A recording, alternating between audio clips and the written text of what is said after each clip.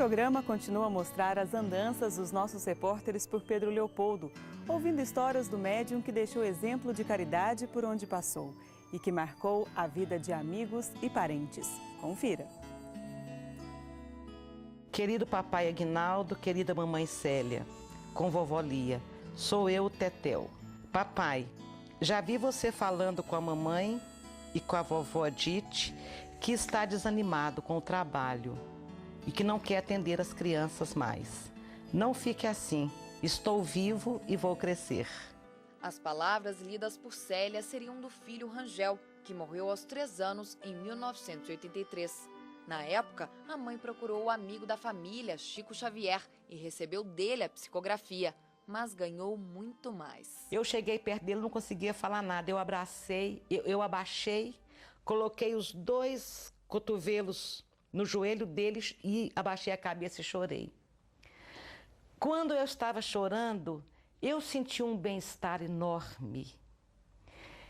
E pensei assim, que coisa, eu cresci praticamente perto de Chico e nunca tinha percebido que quando você entra na aura do Chico Xavier, é como se você estivesse tomando um banho de amor e de luz. E ele diz para mim, não sou eu não, minha filha. É o seu filhinho que chegou aí por trás e te abraçou. Abraços que eram sempre distribuídos. Um homem que deixou amigos por onde passou. Antes de ser um médium conhecido no Brasil e no mundo, Chico foi por quase 30 anos escriturário na Fazenda Modelo do Ministério da Agricultura, em Pedro Leopoldo. Seu Carlos Alberto dividia a sala com ele. O Chico era um secretário eficiente em todo sentido. Ele redigia e ele datilografava todo o serviço de confiança e que precisava de ser bem feito mesmo, o Chico fazia. Colega e conselheiro. Problemas pessoais, problemas do serviço. O Chico, a gente contava com o Chico para tudo. Você já chegou a pedir algum conselho especial para ele? Não. Mas nem precisava de pedir, o Chico adivinhava, sabe? Às vezes ele via pela expressão da gente, né? Pelo olhar. Chico era apaixonado pelas rosas. Nos centros espíritas que fundou e nas casas onde morou, fazia questão de plantá-las. Conta-se que o médium, ao ver o jardim assim, tão cheio delas, chegava a abraçar as flores. Era com elas que Chico presenteava as pessoas queridas. Ele gostava muito de enviar cartões. E todos os cartões tinham pétalas, tinham hortênsias, tinham flores, que ele não gostava de apanhar. Então ele deixava cair, a gente pegava as pétalas, secava e todos os cartões tinham essas pétalas pregadas junto com os dizeres, com os votos. Flores que Dona Zefa, caseira do 2º Centro Espírita fundado por ele em Pedro Leopoldo, cuida até hoje, aos 96 anos. O que ele falava sobre as rosas para a senhora? Ele falava que a rosa é uma alegria. É uma alegria que a pessoa tem. Ó, que a rosa é de tudo.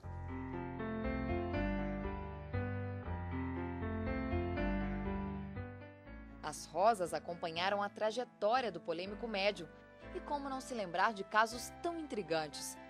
Wagner, sobrinho dele, ainda se lembra do cheiro que a casa ficava durante as sessões. A gente participava ali junto com os pais, que estavam sempre acompanhando o movimento. E nós, crianças, mesmo sem saber o que era, e pela frequência de vivenciar, já sabíamos, por exemplo, a Sheila vai se manifestar, olha, é a Meimei que vai se manifestar, porque os perfumes eram conhecidos da gente. Um homem sem ambições e de hábitos simples, mas Chico Xavier até que tinha alguma vaidade. Usava peruca e também gostava de se vestir bem. No quarto dele, a única decoração era este quadro, com a frase "Isso também passa", uma mensagem que ele contava ter recebido de Nossa Senhora quando olhou para o céu em um dia de dificuldades. Alguém que, pela fé e exemplo, foi capaz de mudar caminhos. A caridade de Francisco Cândido Xavier inspirou Elcio, hoje médium, dá atendimentos fraternos em uma das casas onde o conterrâneo morou. E o Chico, todos os sábados, levava um pão de 1 quilo. Algumas pessoas mais adultas devem lembrar desse pão. Era um pão grande.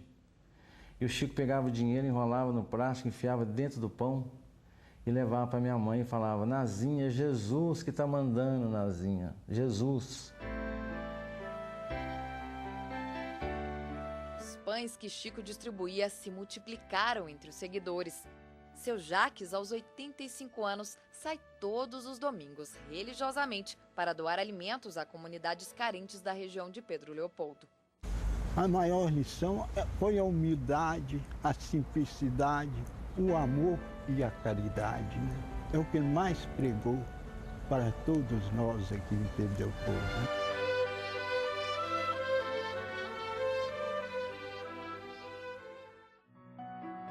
De Pedro Leopoldo para Uberaba, poucas pessoas conheciam tão bem Chico Xavier quanto o filho adotivo Eurípides. Foram mais de 50 anos de convivência. Eurípides conheceu o líder espírita quando tinha 9 anos e cuidou do pai até o fim. Uma relação que não terminou com a morte de Chico.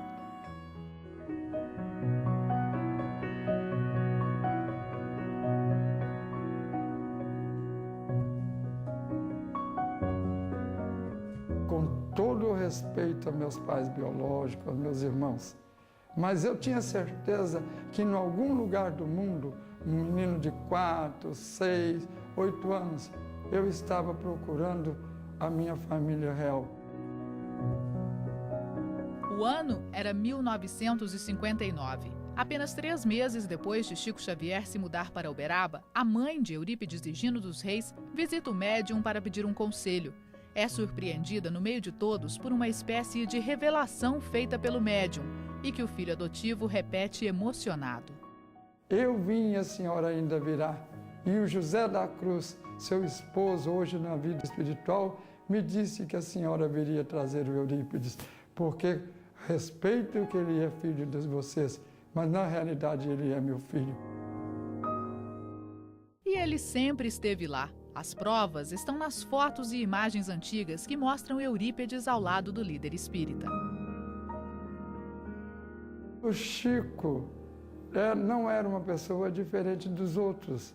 Era uma pessoa que gostava de fazer gelatina, gostava de levar na cama todas as noites um lanche para que a gente não dormisse sem comer alguma coisa. Ele era preocupado como qualquer pai, como qualquer mãe é com seus filhos. A relação entre Chico Xavier e Eurípides era tão estreita que o médium não gostava de chamar de filho adotivo, e sim filho do coração. Eurípides hoje é um verdadeiro guardião dos objetos pessoais e curiosos do pai, um dos responsáveis por manter viva a história do líder espírita. E para ele, esta missão não veio por acaso. Me dizia muito: um dia você vai me entender e você vai ter mais trabalho comigo depois que eu vou embora. Em mais de 4 décadas de convivência, ele viu o médium fazer seu trabalho, ajudar as pessoas, devolver esperança para muitas delas. Mas também viu o outro lado da pessoa pública e como alguns fatos desagradáveis atingiam o pai.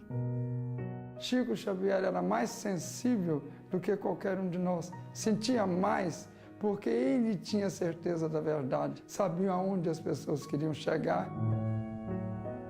Depois de tantos anos de dedicação, uma inversão de valores.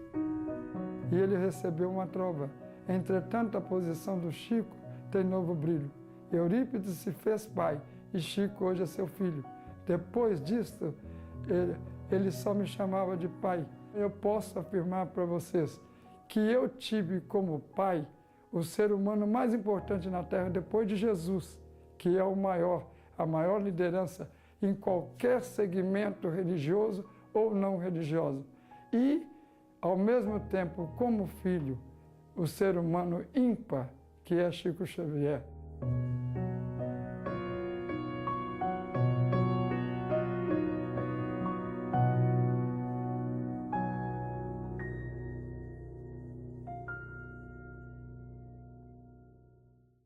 De Parnaso de Além-Túmulo até Amor e Verdade, foram mais de 400 obras psicografadas por Chico Xavier. Os parceiros sempre foram os espíritos conhecidos por André Luiz e Emmanuel, um nome que virou sinônimo de espiritismo. Até hoje, os líderes da doutrina são unânimes. Chico é insubstituível. Chico teve sua missão cumprida. Com os livros publicados, sua obra hoje é referência para a doutrina espírita. A obra de Francisco Cândido Xavier, que complementa a obra kardeciana, deve ser divulgada. O médium desafiou sua época publicando em 1932 o primeiro livro, O Parnaso de Além-Túmulo, uma antologia poética que reuniu 59 obras de 14 poetas mortos, entre eles Augusto dos Anjos, morto em 1914, e Casemiro de Abreu, que morreu em 1860. Apesar de tantas publicações, Chico nunca admitiu ser autor de nenhuma delas. Eles pertencem àqueles que os ditam ou os escrevem através de minhas mãos. Exemplares em português com traduções para mais de 8 línguas. O dinheiro arrecadado com a venda de mais de 50 milhões de livros também teve fim social. Psicografou mais de 10 mil cartas. Cedeu direitos autorais para organizações espíritas e instituições de caridade.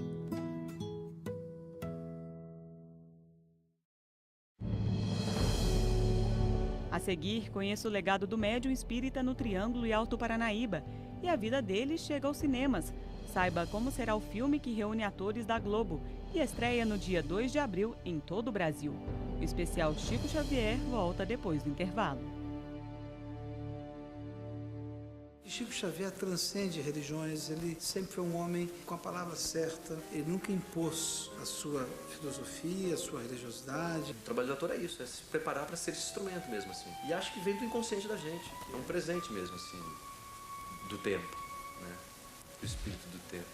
O ator traz para si um outro personagem. Ele foi muito transformador para mim, porque hoje Chico, para mim, agora eu tenho orgulho.